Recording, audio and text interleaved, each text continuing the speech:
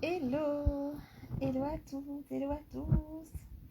J'espère que vous allez bien, j'espère que vous avez passé une belle journée, un beau samedi.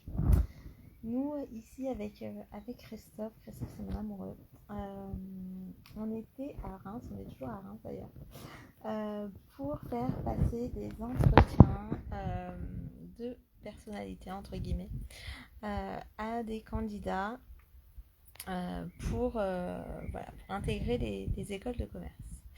Et ça a été encore une fois hyper enrichissant. Donc voilà, c'est ce que je vais vous raconter dans ce live.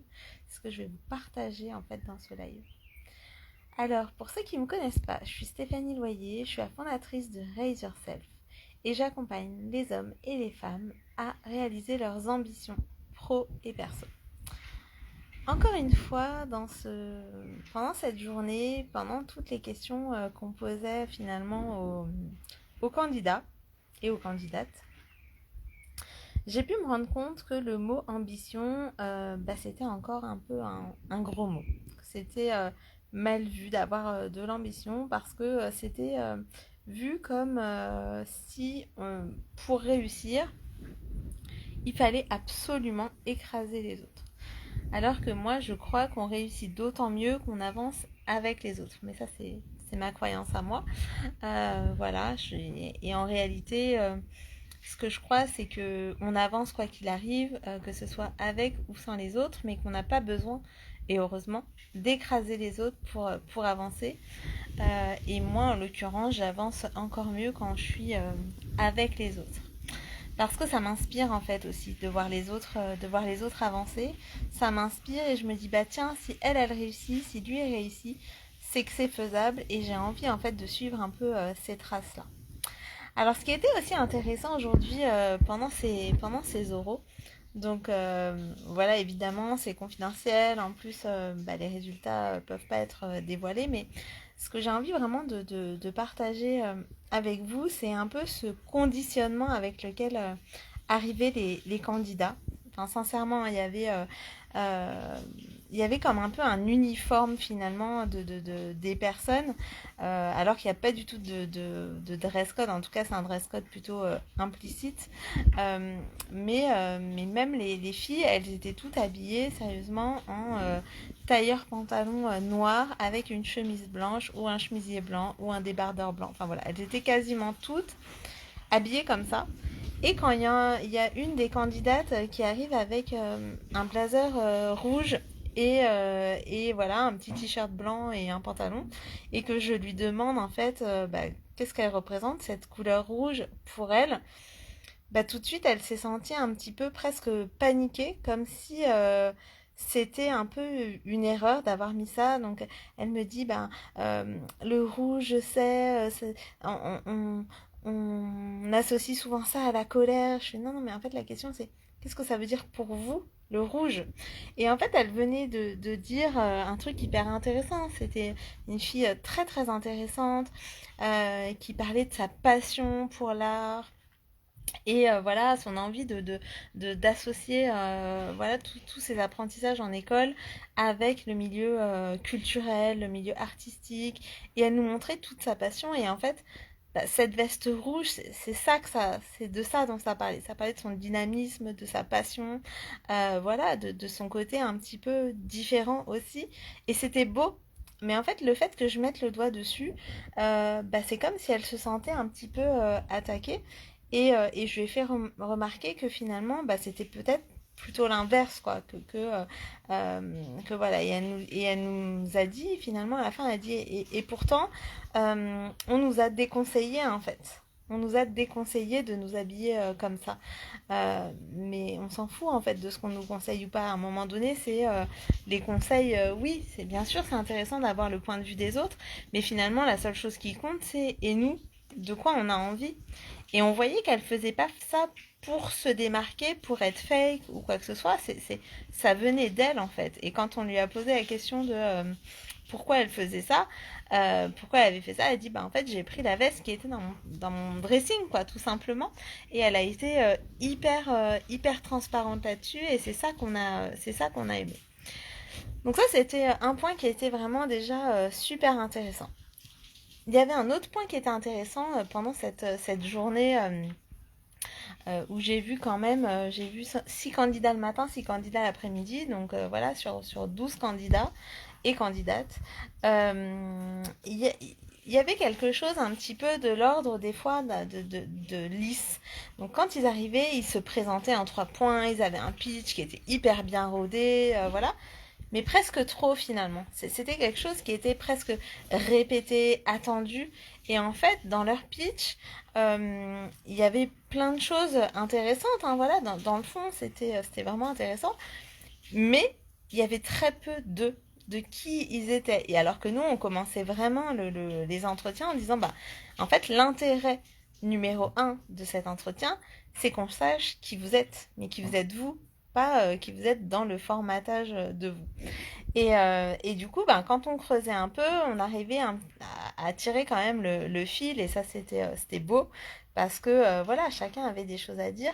Mais ce que j'ai pu constater aussi, c'est les limites qu'on avait, nous aussi, les personnes du jury. J'ai été avec un jury avec lequel voilà, on a bien rigolé, on s'est bien entendu, voilà. Et moi, j'ai vu aussi le chemin que moi j'ai parcouru euh, par ce que je pouvais voir en fait de mon binôme finalement.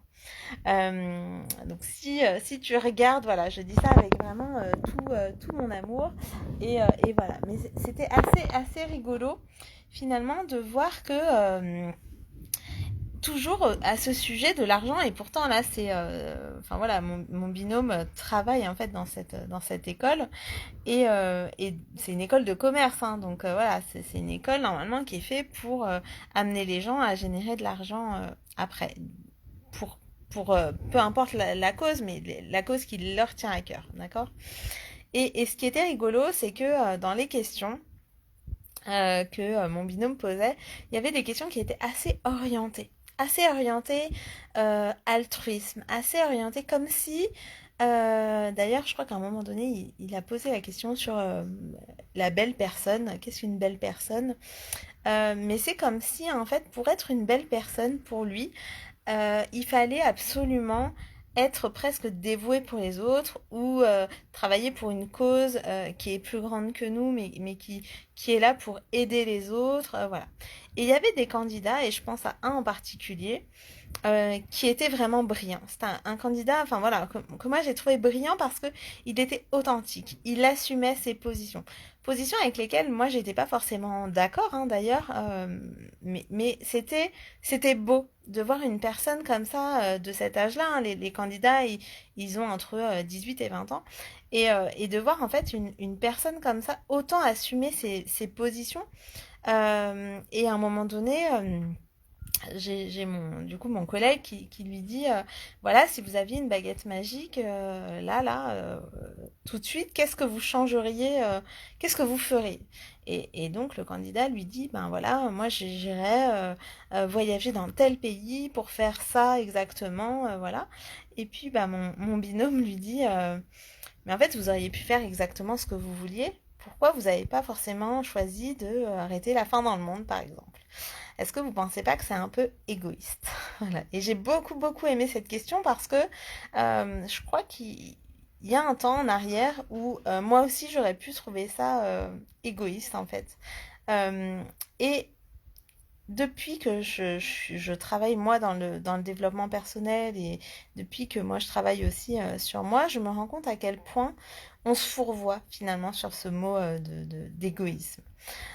Égoïste, oui, c'est penser à soi, mais c'est pas parce que parfois on pense à soi qu'on ne peut pas penser aux autres, et je crois même que ça va de pair. Je crois que euh, quand on pense qu'à soi, ben on a du mal à se connecter aux autres, mais je pense que quand on se connecte qu'aux autres, on a du mal aussi à se connecter à soi.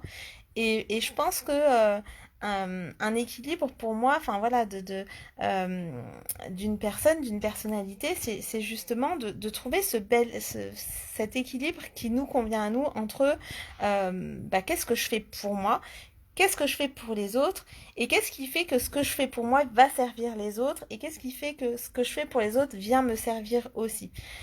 Pour moi, enfin voilà, l'un ne va pas sans l'autre.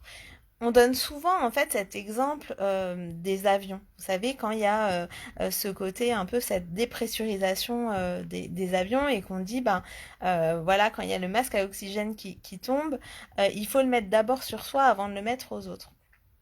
Et ça, voilà, c'est pas la première fois que vous l'entendez, et on en parle beaucoup aussi dans le développement personnel, dans l'accompagnement en général. Et en fait, l'idée, c'est de se dire, ben, c'est pas forcément qui le premier. Enfin, voilà, c'est plutôt comment nous, on se met dans cette équation, en fait. C'est, ok, on pense aux autres, mais nous, on fait partie de ce système-là, et nous, on fait partie des autres, finalement. Donc, l'un vient nourrir l'autre. Et du coup, c'est ça que j'ai trouvé hyper intéressant, c'est de se dire, ben, nous les jurys, aussi, on a ces croyances-là. On vient un petit peu mettre dans les entretiens, finalement, un peu de nous. Et ça, bah, évidemment, on le sait, hein, on le sait déjà, mais on essaye d'être le plus neutre possible, voilà. Mais c'est intéressant d'aller regarder, en fait, ce qui se passe là, parce que finalement, bah, dans les entretiens d'embauche, c'est la même chose. Et ce à quoi j'ai envie de contribuer moi, c'est justement que chacun puisse assumer qui il est dans tout ce qu'il est. Même s'il est égoïste et même s'il se sent que égoïste en fait. Les besoins, nos envies, nos désirs en fait, ils sont pas là pour plaire à qui que ce soit. Il n'y a pas besoin d'être là pour nourrir le monde, pour une cause plus grande que soi. Enfin voilà, nos désirs, ils sont là pour que nous, finalement, on les réalise. Peu importe pour qui ils sont. Il n'y a pas besoin même voilà, de raison à ça. C'est juste que ben, si c'est là, c'est pour que nous, on les réalise en fait d'une certaine manière. Et il y en a pour qui ben, ça va passer d'abord par eux, et en fait, le fait que ça passe par eux, bah, ça fait quoi ça permet aux autres autour d'eux de pouvoir réaliser aussi leurs propres désirs sans culpabiliser. Donc moi, j'admire aussi ça. C'est waouh, cette personne, elle fait un truc pour elle sans culpabiliser, mais c'est waouh, quoi. Ça veut dire que c'est possible. Et qu'est-ce qu'on doit se sentir bien aussi, voilà, dans ces baskets-là. Et d'autres voilà, qui vont être hyper tournés vers le milieu associatif, qui vont vouloir donner de leur temps, de leur énergie, voilà, et te dire waouh, en fait, ils sont complètement eux, sans s'oublier non plus, parce que l'idée c'est pas ça. L'idée c'est pas ça. Et donc voilà, moi ce que je retire aussi de ma journée d'aujourd'hui, c'est à quel point voilà, j'ai évolué aussi dans mon cheminement, dans mon accueil, j'ai envie de dire dans mon accueil inconditionnel. J'ai encore beaucoup de chemin à faire, mais en tout cas, j'ai avancé sur cette voie-là d'accueillir vraiment l'autre tel qu'il est. Ça n'empêche pas que bah, certains profils étaient plus adaptés pour cette école-là en particulier que d'autres. Voilà, ça c'est la vie, et j'étais là aussi, pas en tant que coach aujourd'hui, mais en tant que jury pour les admissions. Et du coup, ben, j'ai joué mon rôle aussi à ce moment-là. Mais c'est aussi de voir en fait avec les autres, avec les autres jurys, de voir ses limitations en fait et de se dire waouh, voilà le chemin parcouru, et il y a encore tant de chemin à parcourir, parce que si des profs de cette école-là pensent comme ça et ont en fait ces croyances-là, qu'est-ce qu'ils vont transmettre finalement aux étudiants? Voilà, donc il y avait une partie là-dessus, et vraiment une partie sur l'argent aussi. Sur l'argent, que l'argent, il doit forcément servir une cause. Mais en fait, l'argent sert une cause de toute façon, mais la cause, elle peut être pour nous juste parce qu'on en a envie, nous. Et c'est ok en fait. C'est ok. Et le jour où on assumera tous ça, bah, je crois que le monde se portera mieux finalement. Donc voilà. Voilà un peu mes prises de conscience du jour. Bah, n'hésitez pas à me mettre vos commentaires si vous voulez réagir à ça. Si vous avez des croyances par rapport à ça, ou des choses que vous avez dépassées par rapport à ça. Ça me fera plaisir d'échanger avec vous. Et puis, bah, je vous souhaite un très beau samedi soir. Voilà, profitez bien de la soirée. Je vous retrouve demain. Demain, ce sera mon live 202 de ce défi 365 jours de live. Je vous souhaite, encore une fois, une belle soirée. Prenez bien soin de vous, et je vous embrasse très fort. À demain.